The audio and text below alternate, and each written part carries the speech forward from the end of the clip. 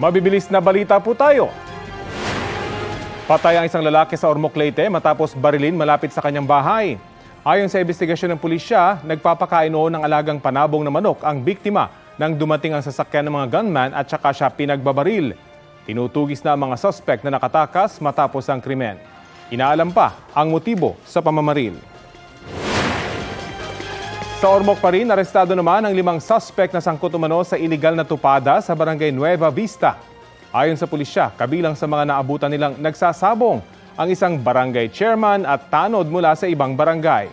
Inaresto sila nang walang maipakitang kaukulang dokumento para magsabong. Na-recover sa operasyon ang ilang patay na manok, tayang pera na 700 piso at isang tally notebook.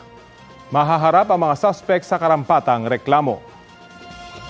Kapuso, alamin ang maiinit na balita. Bisitahin at mag-subscribe sa GMA Integrated News sa YouTube. Sa mga kapuso abroad, samahan nyo kami sa GMA Pinoy TV at sa www.gmanews.tv.